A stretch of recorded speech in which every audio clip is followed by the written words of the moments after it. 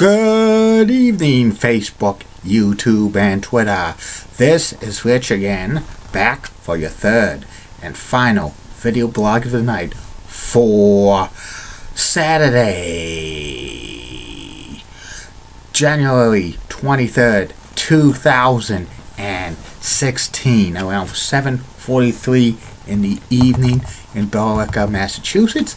It's starting to snow lightly in the Merrimack Valley area, but according to an inch or two is expected. Some places south of Boston are getting hammered hard. The Cape's under a blizzard warning. Some places on the Cape and the islands could be 20 inches or more, but that doesn't compare what they're doing in New York City and Philadelphia and Washington and Baltimore and Virginia. 2 to 3 feet of snow or more. Glen Gray, Virginia got 40 inches of snow. Wow. And lots of cancellations, delayed. I bet nobody in those areas will be going out tonight or tomorrow. Major cleanup. North of Boston's avoiding the snow big time. We were lucky. And that's about it on the news, because there's no other news subjects, just the weather. My third and final video blog of the night is about the classic children's TV game show Double Dare. Double Dare lasted from 1996 through 1993 on Nickelodeon. It was hosted by Marc and it was created by Jeffrey Darby, Michael Kleinoffer, D. LaDuke, and Robert Mitchenhall. And Double Dare was a kids game show. It was like a stunt show, kind of a version of Beat the Clock. And they had two teams of a boy and girl face off against each other.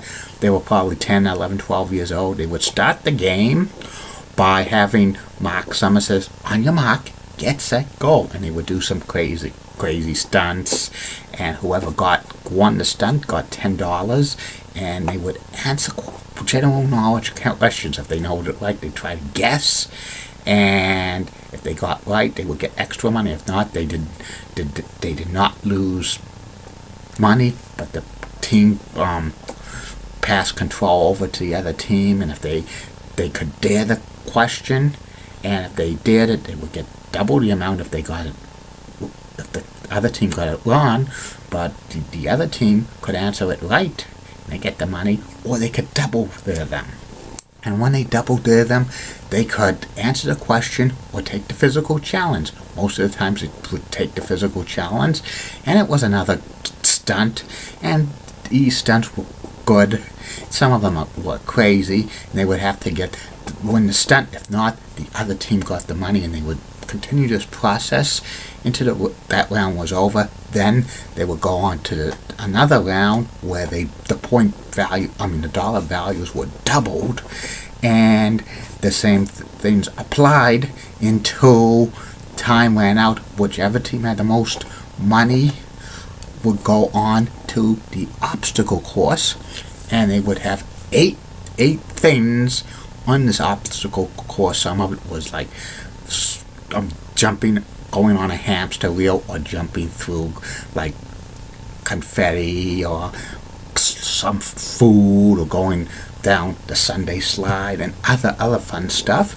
And they would have to capture a flag, and they would pass it to the team members, and for each like flag they captured, they would get a prize.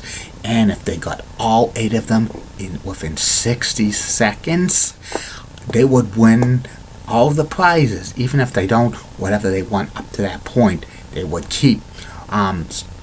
Double Dare was so popular on Nickelodeon, they made many versions of it, including Super Sloppy Double Dare, which was even more like crazy stunts and stuff, and the obstacle course was full of lots of food and stuff, and even like a lot of extra like whipped cream and chocolate sauce on for the Sunday slide, and it got really popular for Nickelodeon. They taped it in Philadelphia at the local PBS affiliate. They also taped it in New York City, and the announcer was called John Harvey, nicknamed Harvey. Double Dare was so popular on Nickelodeon; it was one of the highest rated shows on the network. They had a syndicated version of Double Dare that lasted about a year and a half. It was distributed by Viacom, which is now CBS Television Distributions, and also they had Family Double Dare, which a whole family would appear. A mother and a husband, wife, and the two children would play together, and it was on Fox in the summer of 1988. And it was similar to how they played Double Dare, but they would have, like, I think the seventh thing on the obstacle course would be, if they got it, they would get a dollar value amount from like $2,000 to $5,000. It only lasted about a few months. It was just a summer series. Actually, they shot a pilot of Family Double Dare for Fox in like December 1987, and was hosted by Bruce Jenner, now Caitlyn Jenner, but it didn't sell, so Marc Summers hosted it. Double Dare continued to grow in popularity. By 1989, the syndicated version ended, and they moved production of Double Dare from Philadelphia to Orlando, Florida, at the Nickelodeon studios there, and it continued on for a few years.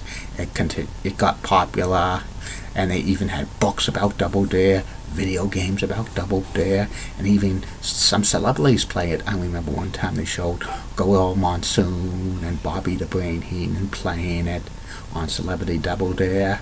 By 1992, Harvey, the announcer of Double Dare, left, and it was replaced by Doc Holliday. That was his nickname, and Marc Summers got a production credit for Double Dare, and this Double Dare ended the next year in 1993 after 7 seasons, and it was the most popular kids game show of all time, in my humble opinion, and a lot of fun stuff watching Double Dare. Loved the crazy stunts. Marc Summers was a great host of Double Dare. He could have turned out to be like one of the top game shows MCs of the 1990s if that genre still stayed around in syndication and networks, but it faded off. And reruns of Double Dare were shown in the 1990s and 2000s on the old Nickelodeon Games and Sports Network, and it shows from time to time on that Splat, which is on Teen Nick.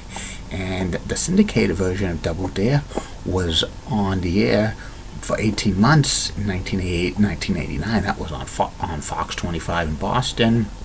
I had a couple of the books about the Double Dare stories and stuff. They would have like questions, and then they would do like things with physical challenge, how to make your own physical challenge, which was pretty good. I didn't play it, but I studied all of the questions and stuff, and it was a pretty good game show. It was a revival of Double Dare 2000, but that was awful in my humble opinion. And maybe they'll revive Double Dare again, but I doubt Marc Summers will host because he's in his mid-60s. They probably would want a younger host. And that's about it on that. Be back tomorrow, Facebook, YouTube, and Twitter. You will get 3 more video blogs. First video blog will be about the top 10 best Royal Rumble performances of all time, because of the Royal Rumbles tomorrow night on pay-per-view or the WWE Network. Second video blog of the day will be about MBTA commuter rail expansion to Springfield, Massachusetts. And the third and final video blog of the night will be about the MSG Network in New York. Keep calm, everybody. I'm a Julie Bunny guy. Molly Rosenblatt of Fox 35. WCCO rocks and has nice legs. Elizabeth Hott is so stunning. And Barbara Gibbs of ABC 11 has a sweet southern accent. And in the words of Dr. Thomas Sharkey, this action will not be tolerated at BMHS. Don't forget Facebook, YouTube, Twitter, and now Google+. Questions, comments, concerns, shout outs, plugs, private message me and we'll be shouted out. And one more thing. This is the spitball, which is illegal to throw in baseball. It's been illegal since 1920. But Baseball Hall of Famer Gaylord Perry actually admitted he flew with a spitball. If you get caught with throwing a spitball, you'll get suspended for baseball for at least 10 games. See you later. Bye.